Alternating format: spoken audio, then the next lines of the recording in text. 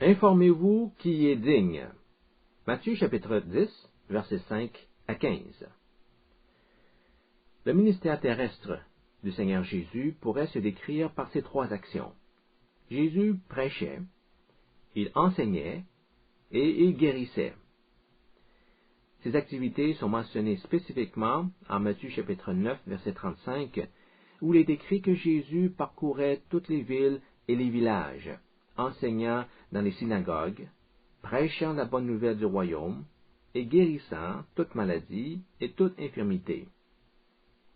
Jésus proclamait le glorieux message du salut aux hommes. Il enseignait en détail le message de la bonne nouvelle à tous ceux qui voulaient l'écouter. Et il guérissait les malades, c'est-à-dire qu'il s'occupait des besoins physiques, mentaux et émotionnels de ceux qui souffraient. Tout disciple, ayant à cœur de servir le Seigneur, devrait s'inspirer de cette façon de procéder. Jésus éprouvait de la compassion pour les âmes perdues de ce monde. C'est ce qui le poussait à agir comme il a fait, c'est-à-dire à prêcher, à enseigner et à guérir. Quand il portait ses regards sur le monde, il sentait le désespoir et l'impuissance des hommes. Il voyait que les gens mènent une vie dénudée de sens. Les hommes semblent chercher partout, sans toutefois trouver ce qu'ils veulent pour satisfaire les besoins les plus profonds de leur âme. On pourrait les comparer à des vagabonds qui se promènent au hasard des circonstances de la vie. La Bible les décrit comme des brebis abandonnées, n'ayant pas de berger. Ces brebis sont harassées et découragées.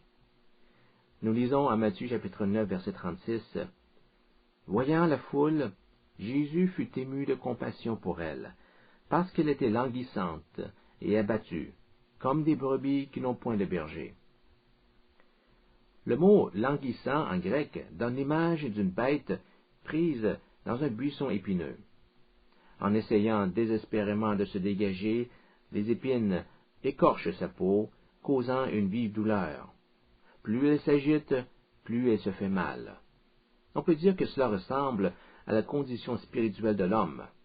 Chaque être humain, sans exception, est accablé par le poids de ses fautes. Le péché écorche sa vie et le rend tout aussi malheureux que malade. Le Seigneur Jésus compare le monde à une grande moisson. La moisson est maintenant mûre.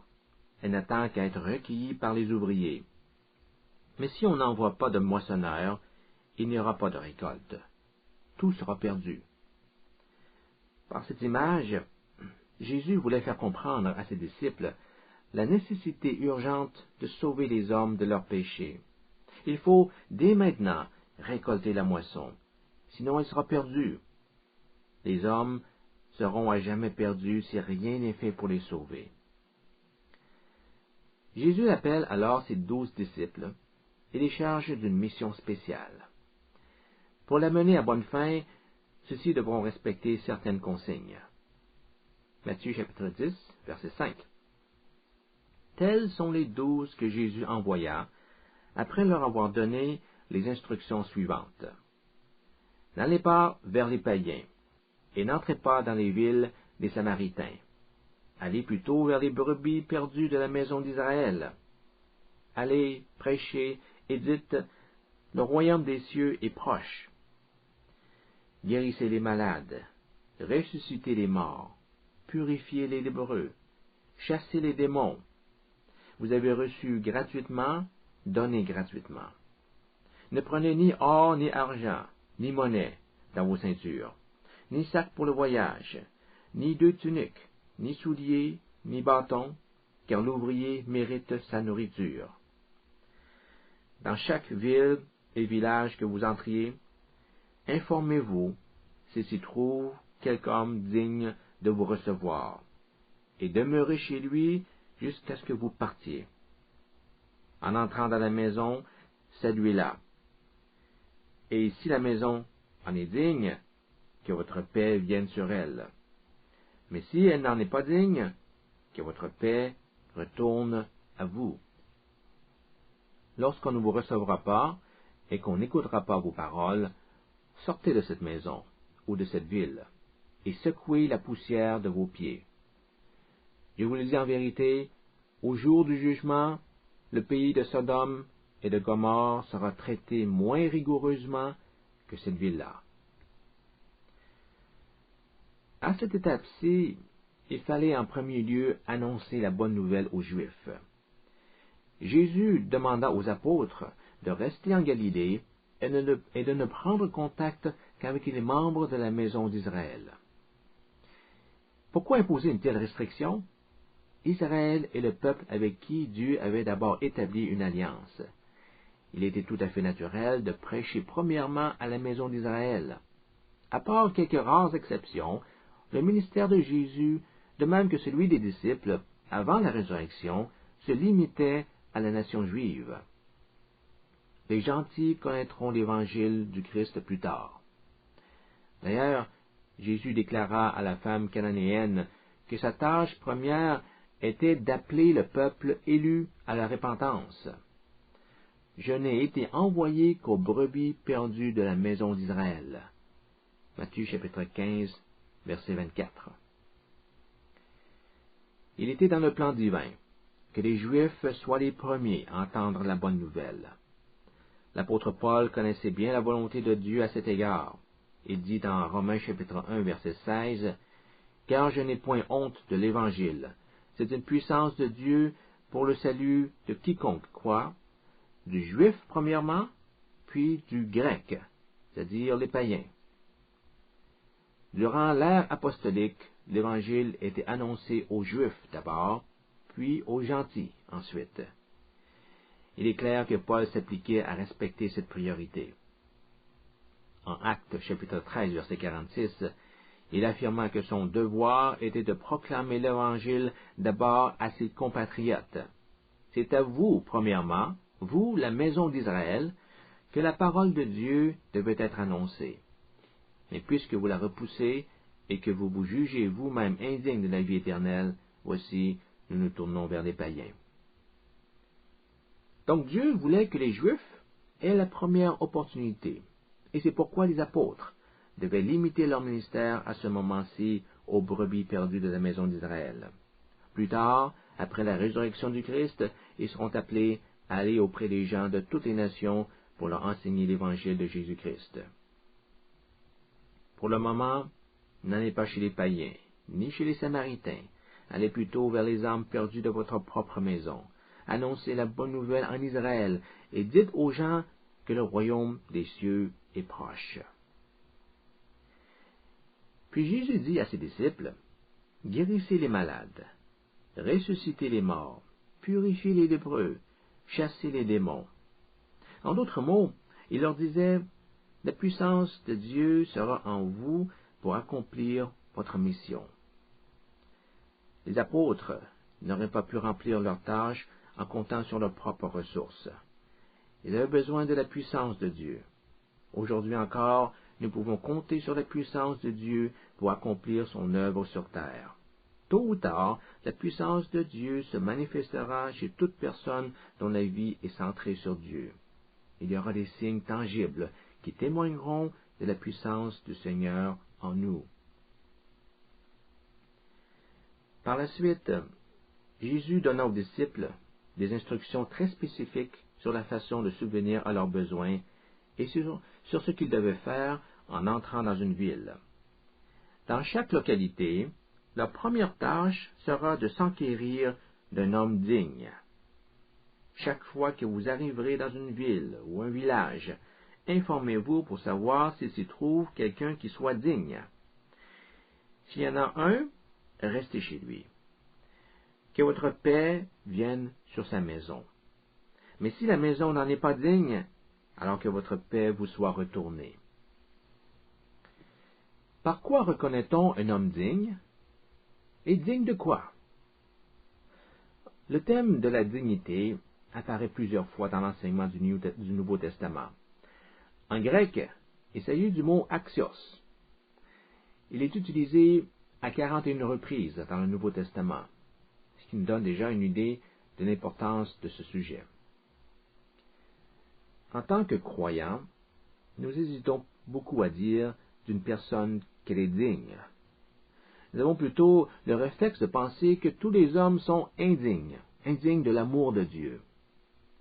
Nous avons appris très tôt dans notre éducation chrétienne que personne au monde n'est assez bonne pour être épargnée de la réprobation de Dieu.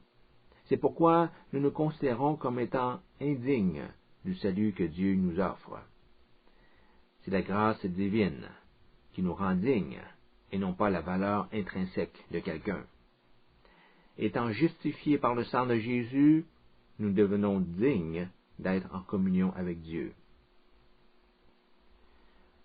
Nous lisons ici au verset 11, « Lorsque vous entrez dans un village, faites-vous indiquer qui y est digne. » Cela signifie que dans certains villages, les disciples devraient s'attendre à trouver quelqu'un de digne, et Jésus leur demande de demeurer avec lui pour un certain temps.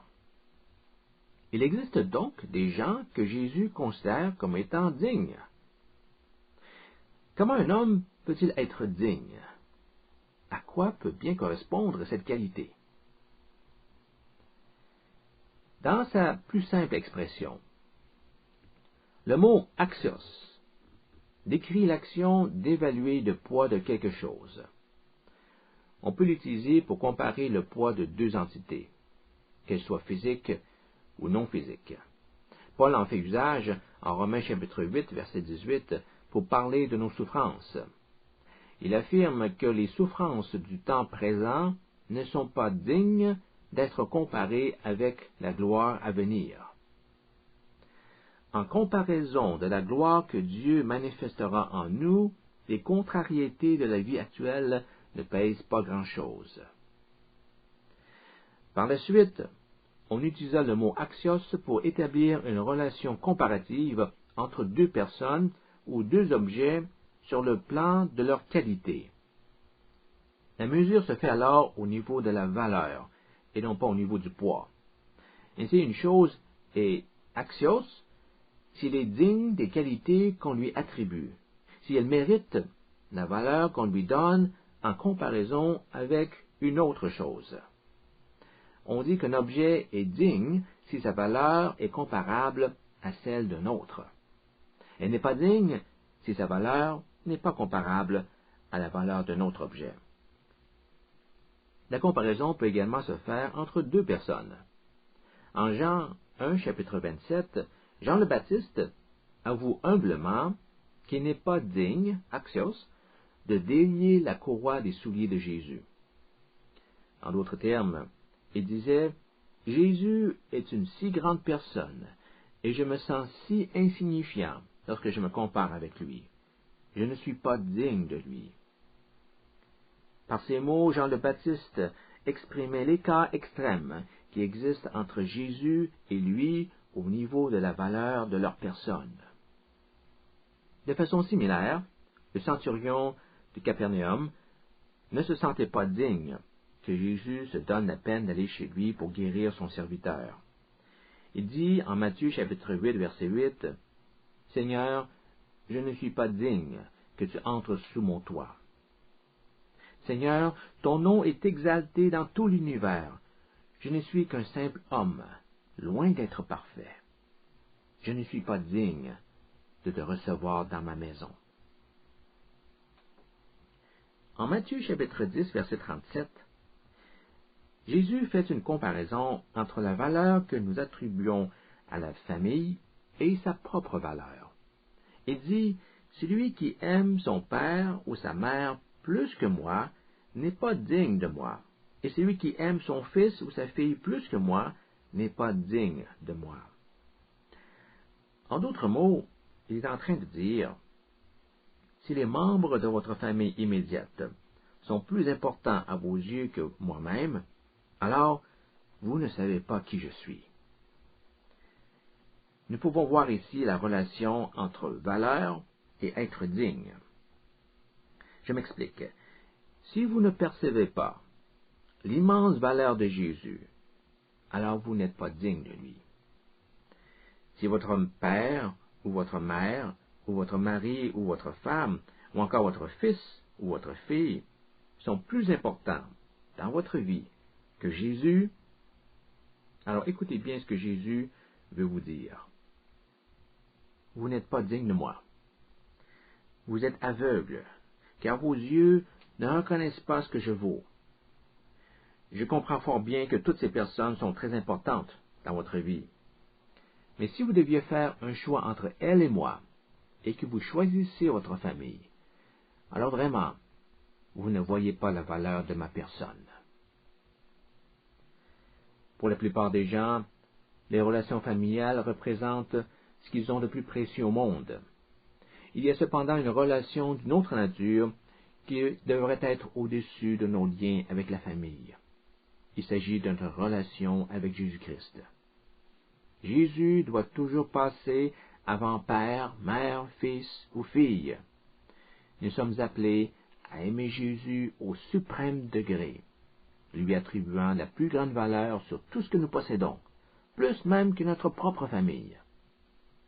En l'aimant de cette façon, en lui accordant la place qu'il mérite dans notre vie, nous sommes dignes de la personne de Jésus. Puis au verset suivant, le verset 38, Jésus ajoute une exigence encore plus grande. Il dit, « Celui qui ne prend pas sa croix et ne me suit pas n'est pas digne de moi. » Notez bien ces mots.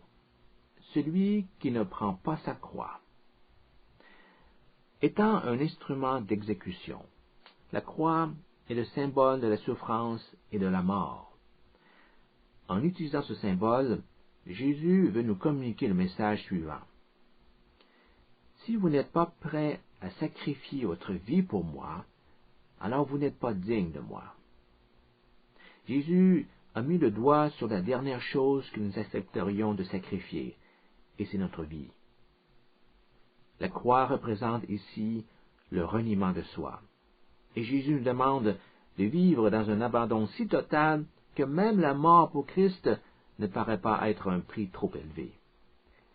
Rien au monde ne doit ravir à Jésus la première place.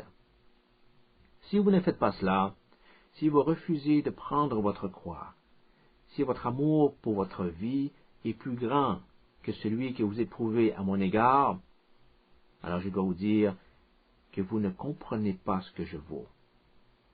Je vous le dis, vous n'êtes pas digne de moi. Lorsque nous accordons à Jésus la valeur suprême, notre propre vie n'a plus autant d'importance à nos yeux. Jésus n'a pas dit « Une personne est digne quand elle fait montre d'une grande religiosité ». Il n'a pas dit « Vous êtes digne de moi parce que vous faites beaucoup d'œuvres bonnes ». Il n'a pas dit « Vous êtes digne de moi parce que vous allez à l'église tous les dimanches ». Il n'a pas dit « Vous êtes digne de moi parce que vous avez été baptisé ». Il n'a pas dit « Vous êtes digne de moi à cause de votre dévouement à l'église ». Le fait d'être digne de Jésus ne repose sur aucune de ces choses. Une seule chose compte. Avez-vous accordé à Jésus la valeur qui lui revient? Pouvez-vous dire du fond de votre cœur, « Seigneur, rien dans ce monde n'égale ta valeur, même pas ma propre vie. Tu es tout ce que j'ai de plus précieux, et je suis disposé à sacrifier ma vie pour te suivre. » Résumons l'enseignement de Jésus concernant cette question d'être digne de lui. Il y a un rapport direct entre la notion de la valeur et celle d'être digne. L'homme digne que les disciples devaient trouver se caractérise par sa capacité à évaluer correctement la valeur des choses. Il est capable d'apprécier la valeur de Jésus et de son message. Il est clair qu'aucun homme n'est digne de Dieu dans le sens de mériter sa grâce à cause de sa propre valeur. Par contre, nous pouvons être dignes dans le sens d'être réceptifs à la parole de Dieu et d'avoir l'ouverture d'esprit pour discerner la valeur de Jésus. La conviction que Jésus vaut plus que tout ce qui existe dans ce monde, même notre propre vie, nous amène à vivre dans un abandon total au Seigneur. En prenant notre croix chaque jour, nous nous montrons dignes de sa personne. L'accent n'est pas mis sur la valeur de ce que nous pouvons offrir sur l'autel des sacrifices, mais plutôt sur le discernement spirituel qui nous permet d'apprécier l'inestimable valeur de la personne du Christ, et sur notre attitude devant une telle richesse. Reconnaissant la valeur de Jésus, sommes-nous prêts à tout sacrifier pour le suivre? C'est la question à se poser pour savoir si nous sommes dignes. Les disciples que Jésus envoie en mission auront à évaluer si une personne ou une maison est digne. En entrant dans chaque maison, ils devaient en saluer les occupants. S'ils étaient dignes, les disciples devaient leur offrir un souhait de paix. S'ils n'étaient pas dignes, ils devaient reprendre leur salutation de paix. En d'autres mots, Jésus leur disait, « S'ils sont dignes, s'ils peuvent discerner la valeur de ma personne, ils accueilleront le message de l'Évangile. Restez avec eux, et que votre bénédiction repose sur les membres de la famille. S'ils rejettent l'Évangile, c'est parce qu'ils n'ont pas su reconnaître ma valeur. Retirez votre souhait de paix. On ne peut pas imposer l'Évangile à une maison qui n'y est pas disposée. » Par cette instruction, nous voyons que la paix ne vient pas automatiquement sur toutes les maisons. Tout dépend de la réponse de la personne à qui elle est offerte. Si celle-ci n'est pas digne, la paix retournera aux disciples.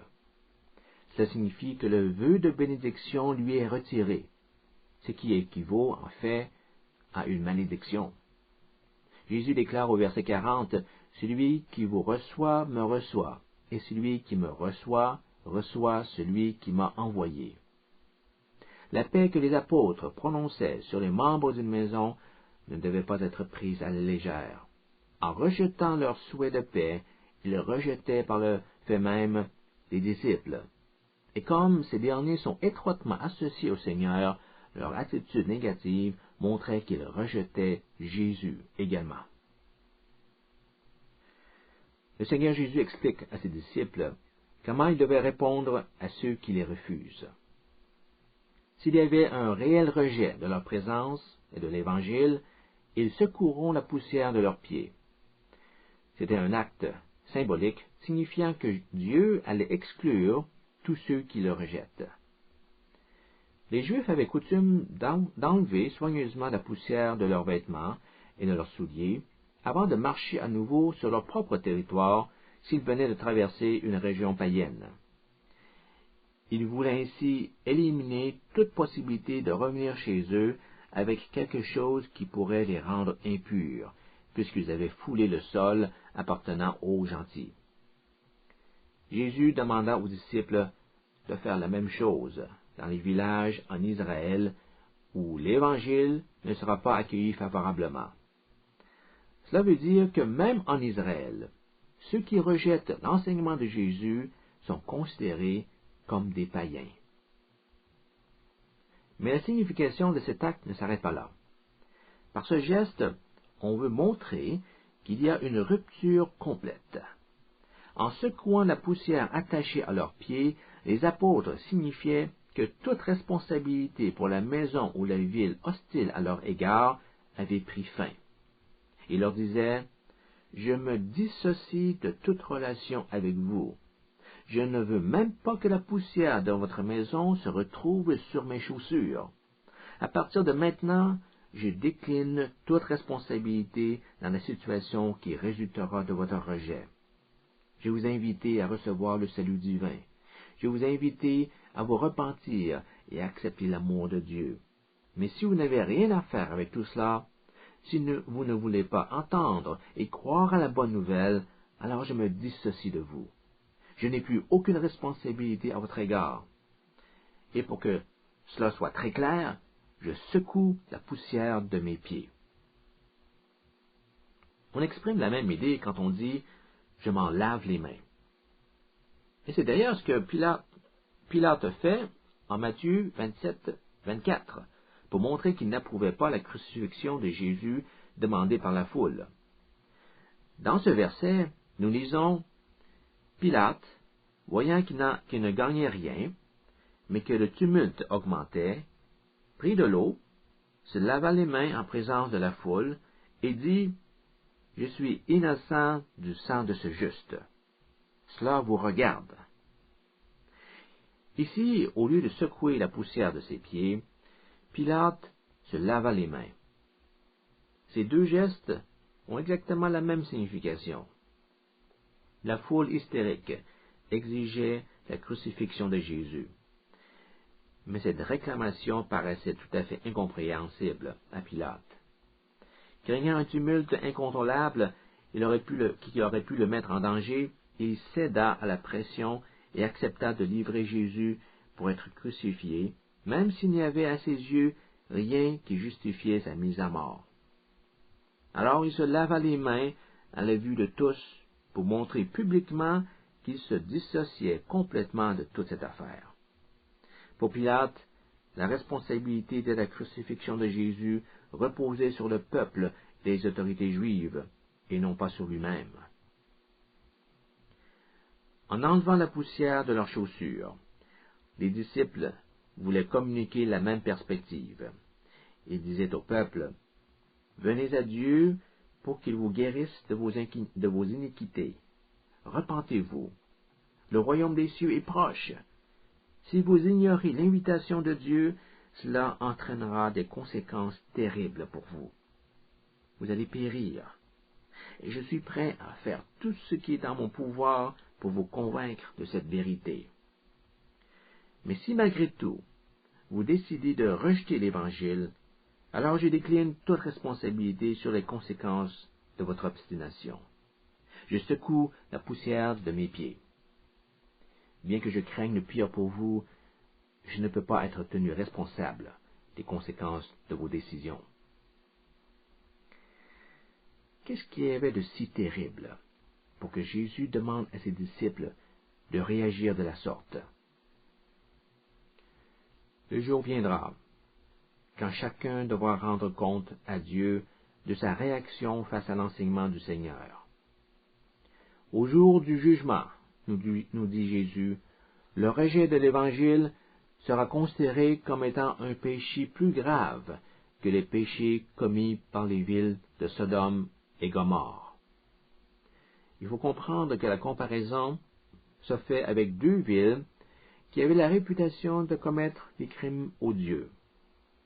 Elles sont citées dans la Bible pour symboliser l'iniquité et la corruption. Ainsi, il est écrit en Jude 7 que Sodome et Gomorrhe et les villes voisines qui se livrèrent comme eux à l'impudicité et à des vices contre nature sont donnés en exemple, subissant la peine d'un feu éternel. Celui qui rejette les messagers de Dieu et l'évangile qu'il proclame se rend coupable d'un grave péché. Le Seigneur avertit qu'au jour du jugement, le coupable sera condamné à un châtiment plus sévère encore que celui qui a frappé les villes de Sodome et Gomorrhe. Dans un sens, les gens de Sodome et Gomorrhe seront dans une situation plus favorable que celle de ceux qui ont refusé de croire à l'Évangile. Sodome et Gomorrhe n'ont pas eu l'opportunité d'entendre l'enseignement du Fils de Dieu. Nous avons ce privilège, et ce privilège nous engage à assumer une plus grande responsabilité. C'est pourquoi le rejet de l'Évangile est considéré par Dieu comme une faute plus grave que les péchés de Sodome et Gomorrhe. Dieu ne veut pas nous laisser ignorants des catastrophiques conséquences de l'incrédulité. Sodome et Gomorrhe ont été détruits pour leurs péchés au temps d'Abraham. Ceux qui s'obstinent à ne pas croire à la bonne nouvelle périront également, et la peine qu'ils subiront en enfer sera encore plus sévère que celle imposée aux habitants de Sodome et Gomorrhe. Cet avertissement doit être gravé dans le cœur de tous ceux qui entendent l'Évangile.